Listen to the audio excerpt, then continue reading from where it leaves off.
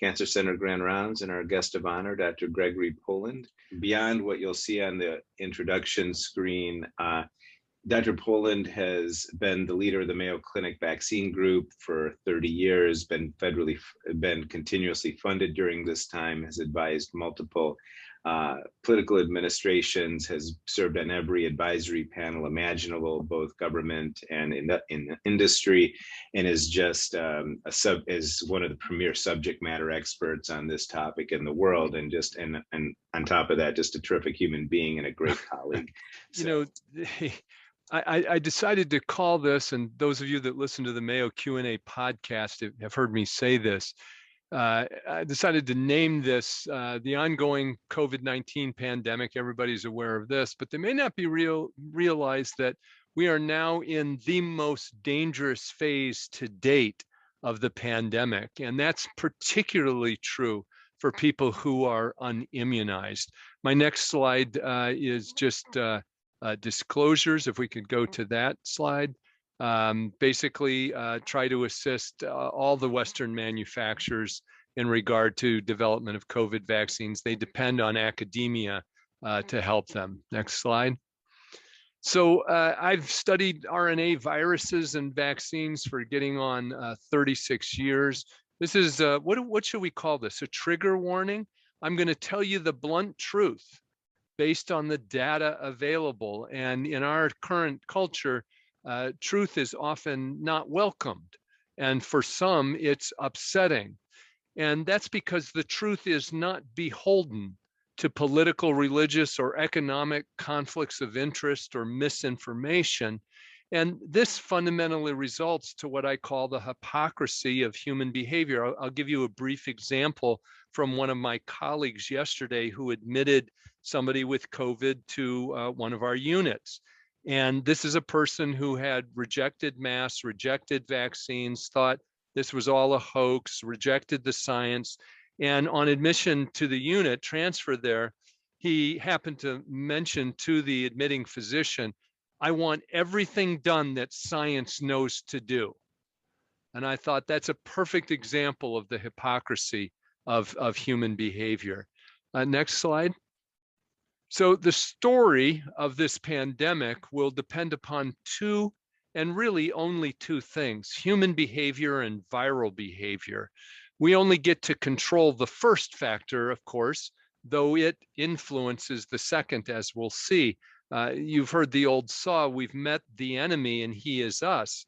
We have given up as a nation and as a globe the ability to have controlled or even eliminated this virus. And as we talk, I'm going to try my best to help you separate fact from fiction, because your life and those of your loved ones and those around you depend upon this key skill. Next slide. So unavoidably, we are flying the airplane as we build it. And yet we have to make decisions in the midst of the raging fire we call the pandemic in order to decrease deaths, hospitalizations, the demand on the medical system, et cetera. We have to protect ourselves and the many others who are not able to protect themselves. And I have to keep varying these numbers. Now it is 1 out of every 512 Americans has died of COVID-19. Not equally distributed, of course, but just to give you a number, we're getting toward 1 out of every 500 Americans has now died of a disease that I can pretty much prevent with a 25-cent mask. Next slide. So no one modality in and of itself is sufficient to end the pandemic. That's because we don't have anything, whether it's a mask, a vaccine, any modality, that's 100% effective. And so we speak instead of layers of mitigation. I liken it to driving your car in safety. It starts with good tires. It starts with obeying the speed limit and traffic control signs, brakes. Then we went to seat belts. Then we went to front driver bags. Then we went to side driver bags. Then we went to radar collision avoidance, and now we're talking about autonomously driving cars. The same is true with a pandemic. So everybody should get a vaccine that can get one. Everybody should be wearing a mask. Even in a place like Rochester, it shocks me. You go to the grocery store, there might be 4 of us in masks. Incomprehensible.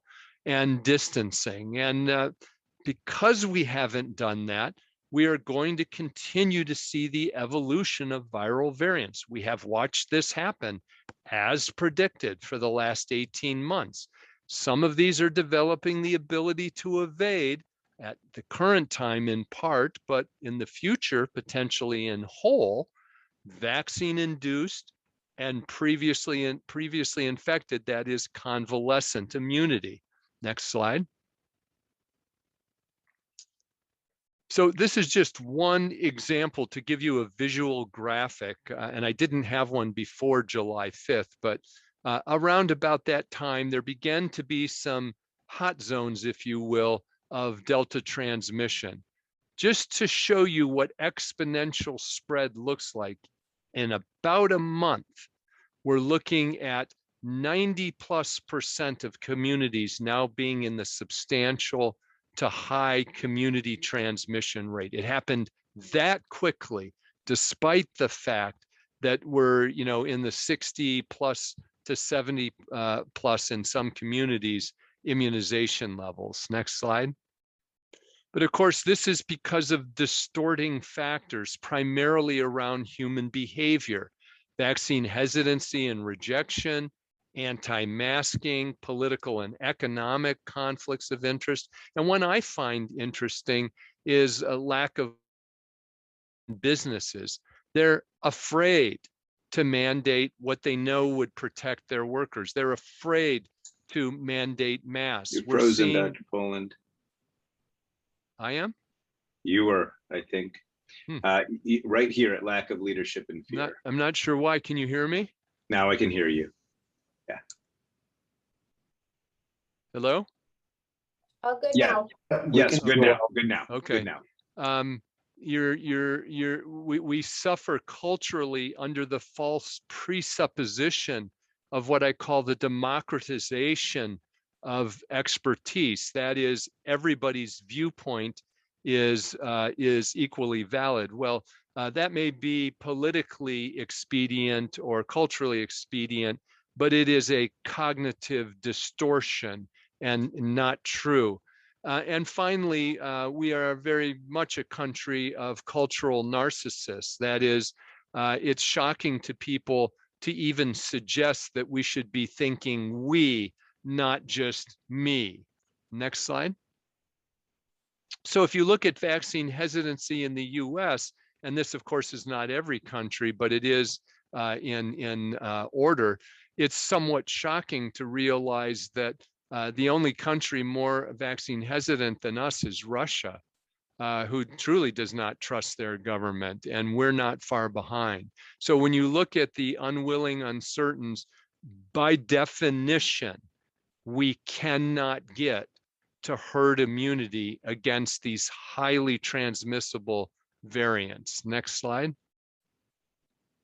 So vaccine hesitancy, of course, spans the gamut from very legitimate concerns and questions that deserve to be answered to conspiratorial thinking. I'm sure you've all seen this or had people come up to you and ask questions that reveal that, to low complexity cognitive thinking, bandwagoning, which you can think of as peer pressure, fear, heuristic thinking, which are simple rules of thumb that we use to make decisions, magical thinking, we're going to wake up one day and this is all gone, and other motivations that are not science-based. Next slide. So my daughter and myself, she's a mental health and trauma specialist, and one of the designers here at the Center for Innovation in Rochester recently published this paper on how we might improve COVID-19 vaccine acceptance. And one of the key things that I'll just read that paragraph, we form our beliefs. And if you look at that list, facts don't appear in there. After forming our beliefs, what do? We defend, justify, rationalize them. And the point is, beliefs come first and the data second. And this is what psychologists call belief-dependent realism.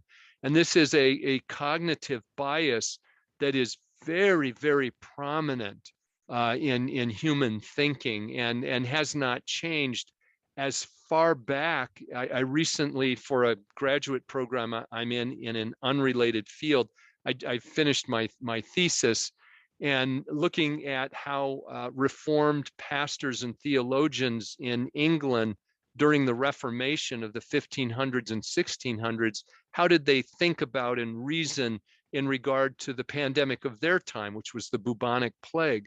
And I'll tell you that even though that was 200 to 300 years before the germ theory of disease, and I mean this in all sincerity, they did better 500 to 600 years ago than we are doing. In other words, we have learned nearly nothing about how to handle a pandemic on the public community side of things. Next slide. So what can we say about vaccines? I will tell you, after 4 decades as a vaccinologist, no vaccine has ever been studied to this degree and with the level of scrutiny that this has been subjected to, and yet freely acknowledge we will never know all that we wish to know. We've been using influenza vaccines for 7 decades, and as we're speaking, there are clinical trials looking at next generation universal flu vaccines. The point being that the science continues to evolve as it always does, and yet we have to make decisions, we have to make policy. But those decisions about vaccines and policy have to involve a careful consideration of data-based, not political, not economic, not religious, data-based risks and benefits at the time we're making those decisions. Next slide. So it gets really simple at this point. You get 3 choices. Let me say it again. There are only 3 choices here. You can get COVID infected, and if you're not vaccinated, I think many of us in the field believe you will eventually get infected. You can get vaccinated, or you can go into some kind of isolation / Howard Hughesian hibernation, which has its own set of risks. I suppose a 4th one could be every 90 days you get an infusion of monoclonal antibodies, but that's not very practical, and I didn't list it. Next slide. So let me I'm going to show you a few data slides, then we're going to do Q&A. Let me just show you what it looks like for people that are not vaccinated. So we'll take the reference age of 18 to 29, and just for kicks, we'll pick kind of the middle column, people 50 to 64 years old. So relative to 18 to 29-year-olds, and of course, this is at a population level, certain comorbidities could change this, but the risk for a 50 to 64-year-old who's unvaccinated is about a 4-fold higher risk of hospitalization, about a 35-fold higher risk of death. So if you look overall at the unvaccinated in the US, they're about 3 times more likely to get infected, 8 times more likely to have symptoms, and 25 times more likely to be hospitalized. I don't have a way yet to quantify the risk of so-called long haul symptoms. This is kind of the black and white, low complexity thinking that you hear. People will say, well, I had COVID, I did fine, I'm not too worried. Or I didn't die, as if that's the only important outcome. Truly, we are seeing patients, even some of our colleagues, who have life-altering, persistent symptoms after COVID. And depending on the series you read and which symptom you're looking at, it can vary from about 30% of people who've been infected to closer to 90%, at least over the following 3+ months. Next slide.